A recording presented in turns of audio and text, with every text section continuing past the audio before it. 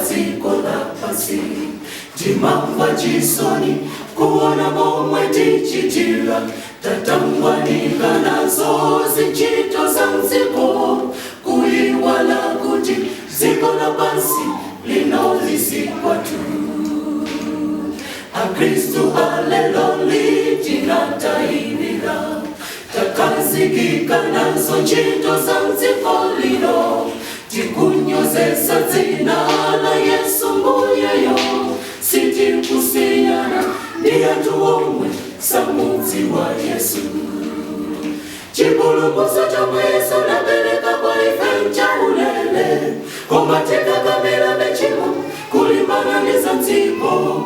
Tasiyana pati ndi Sodomu, tasiyana pati ndi Gomora, m'bado woyipa kuchuluka zinkhalamo. Chipulumutso chomwe Yesu napereka kwa ife chaulere, koma tikakamira mechimo kulimbana ndi za mdziko.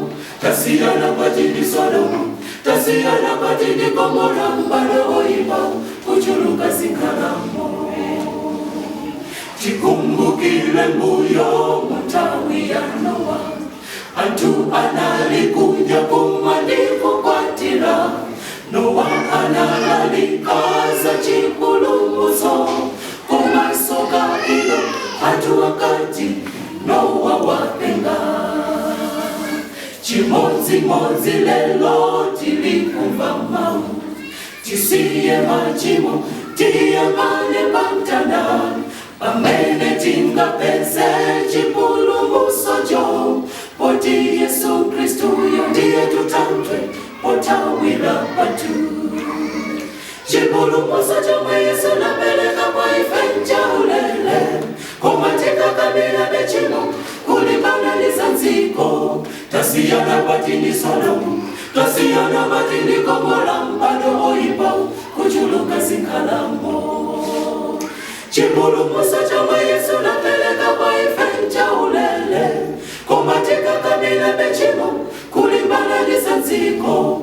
Tasiyana pati ndi Sodomu, tasiyana pati ndi Gomora, m'bado woyipa kuchuluka zinkhalamo. Mbuye Yesu tipempha tikhululukire, kumachimo athu omwe tikuchitawa, tachimwa mopheleza osawerengera, zachikondi chanu chomwe inuyo mbuye matipasa. Atate okondanu ndi mpulumutsinu, mutidalitse ndi kudalitsa ena, dzanja lanu likuze okhumudwitsidwa ndi kulimbikitsa mwa inu Yesu tipemphera, amen. Chipulumutso chomwe Yesu napereka kwa ife chaulere, koma tikakamira mechimo kulimbana ndi za mdziko. Tasiyana pati ndi Sodomu, tasiyana pati ndi Gomora, m'bado woyipa kuchuluka zinkhalamo. Chipulumutso chomwe Yesu napereka kwa ife chaulere, koma tikakamira mechimo kulimbana ndi za mdziko. Tasiyana pati ndi Sodomu, tasiyana pati ndi Gomora, m'bado woyipa kuchuluka zinkhalamo.